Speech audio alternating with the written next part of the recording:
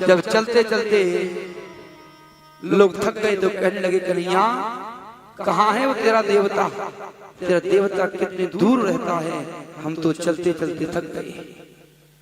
कन्हैया कहने लगे ज्यादा घबराने की आवश्यकता नहीं है, मेरा देवता पास में ही रहता है, थोड़ी दूर रह गया है, थोड़ा सा और प्रयास करो और जल्दी ही हम अपने देवता के पास पहुंच जाएंगे। माता बहनों सज्जनों, धीरे धीरे समय गुजरता गया और सभी ग्वाल बाल नंद बाबा के सहित कन्हैया का अनुसरण करते हुए आज गोवर्धन के पर्वत के पास पहुंच गए। यहाँ भेद है, यहाँ गोवर्धन की पूजा जो हम लोग करवाते हैं उसमें और जो वास्तविक गोवर्धन की पूजा है उसमें अंतर है, लेकिन लीला को पहले समझेंगे और उसके बाद वास्तविक महत्व को समझेंगे। तो आज जैसे ही वहां पहुंचे तो कहने लगे कि बता कहाँ है तेरा देवता। तो कन्हैया ने कहा ये 7 कोस का लंबा सा जो पर्वत दिखाई दे रहा है ये मेरा देवता ही तो है। माता बहनों सज्जनों, ग्वाल बाल कहने लगे कि इतने बड़े देवता को भोग कैसे लगाएंगे, तो बताओ क्या करना चाहिए। तो कहा सबसे पहले तो जल से स्नान कराना चाहिए। माता बहनों सज्जनों, वृंदावन वासी सभी ग्वाल बाल मटके लेकर के दौड़ लगाने पर लगे, जाकर के जमुना जी से जल लाते और जल ला करके उस गोवर्धन पर्वत का अभिषेक करते, स्नान कराते हैं। काफी समय निकल गया, लेकिन 7 कोस का पर्वत तो बहुत बड़ा होता है। माता बहनों सज्जनों, ग्वाल बाल कहने लगे करे कन्हैया तेरा देवता तो बहुत बड़ा है, हम तो इसके 100वें हिस्से को भी स्नान नहीं करा पाए और हम तो थक हार गए, हम तो परेशान हो गए, कोई और उपाय बता, हम तेरे इस देवता को स्नान कराने में असमर्थ हैं। तब उस कन्हैया ने कहा आंखें बंद करो, मेरे देवता के पास तो सभी बातों का कुछ ना कुछ उपाय है। सभी ग्वाल वालों ने नंद बाबा सहित हाथ जोड़ करके परमात्मा की आराधना की और परमात्मा से कहने लगे परमात्मन कुछ उपाय बताइए।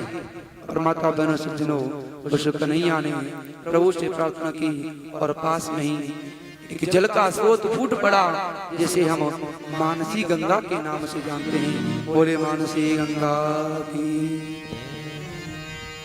माता बहनों सज्जनों, ये मानसी गंगा कौन है? ये मानसी गंगा वो गंगा है, हम अपने मन को पवित्र करते हुए अपने अंतरात्मा में से परमपिता परमात्मा को ध्यान करते हुए परमात्मा को अपने हृदय में हृदयस्थ करते हुए साक्षी मानते हुए जो भी कार्य करते हैं वो मन से पवित्र होता हुआ हमारा कार्य सफलता को प्राप्त हो जाता है। ओ गिरिराज धरने हमें तो मेरी शरण। आइए बड़े भाव के साथ मेरे साथ गाएंगे। गिरिराज धरने प्रभु तो मेरी शरण, गिरिराज धरने प्रभु तो मेरी शरण, प्रभु तो मेरी शरण हम हैं तो मेरी शरण, प्रभु तो मेरी शरण हम हैं तो मेरी शरण, गिरिराज धरने हम हैं तो मेरी शरण, गिरिराज धरने हमें तो मेरी शरण।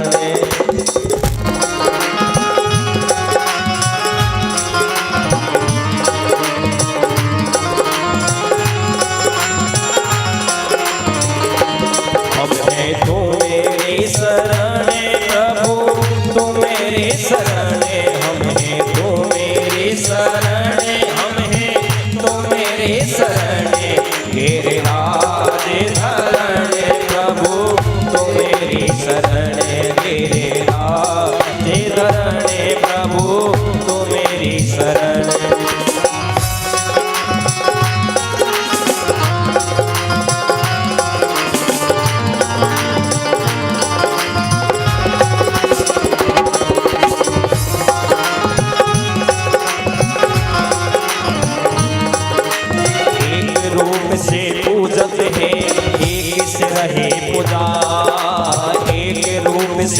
जूझत है, एक से रहे पुजाए, शेष मुझा फैलाए के मांगे मांगे खाए।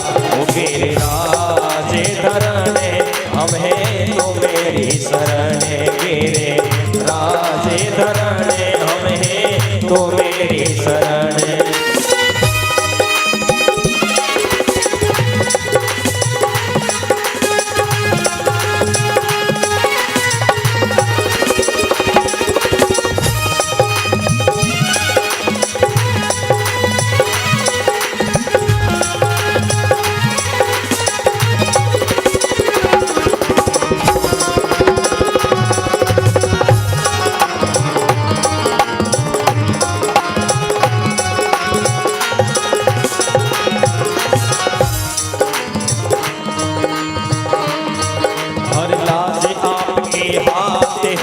ब्रज को लियो बचाए, लाज आपके हाथ है, ब्रज को लियो बचाए।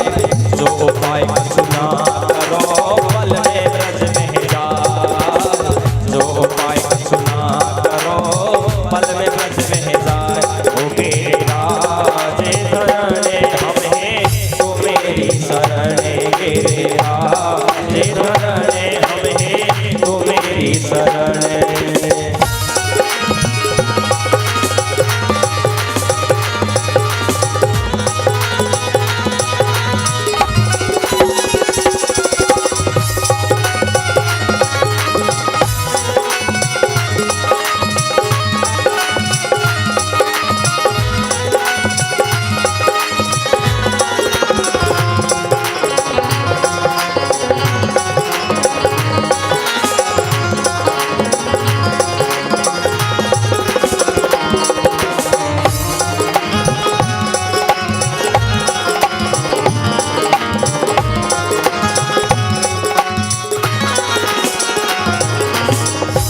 बोले सच्चिदानंद भगवान की। माता बहन सज्जनों, मानसी गंगा प्रकट हुई। मानसी गंगा से उस 7 कोस के गिरिराज जी को अभिषेक कराया, स्नान कराया और फिर मंत्र बोलने लगे।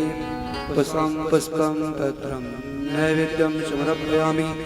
और का भोग लगाओ कि कहाँ भोग लगाएं?